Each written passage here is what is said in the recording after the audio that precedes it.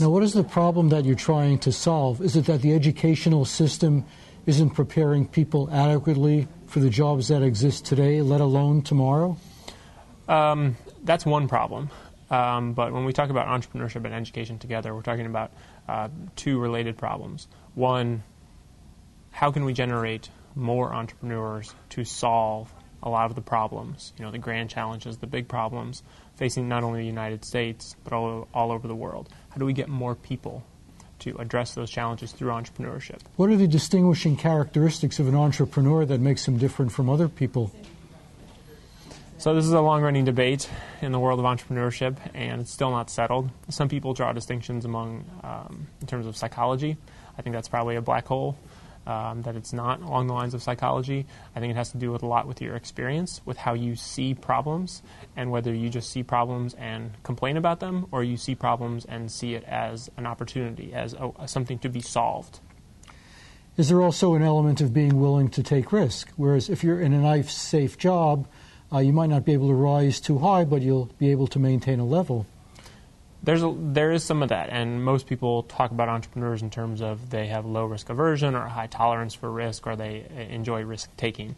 I think that's definitely part of it, although you could also see entrepreneurs as actually risk mitigators who, if they don't go out and solve this problem, there's a higher risk to not taking advantage of that opportunity, to not solving that problem, to not actually going through with this. So along the way, if you're an entrepreneur, if you talk to a lot of entrepreneurs, they don't see it as taking risks. They actually see it as lessening risk. Do you see the public school system as encouraging entrepreneurship or maybe working against entrepreneurship?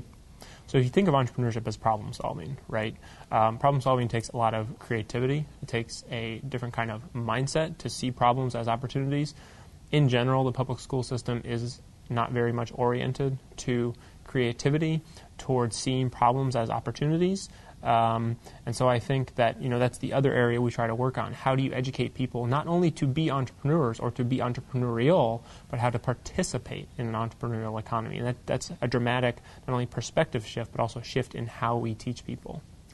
There's a big movement in this country now toward equality, like everyone should get similar results, similar income, etc. Nobody should be left behind. Nobody should be too rich or too poor. Does that mitigate against the concept of entrepreneurship? So clearly successful entrepreneurship will lead to unequal outcomes, right? The entrepreneur or the entrepreneurial team will have a higher monetary payoff than their employees, or for people who are working wage and salary work, in a traditional job.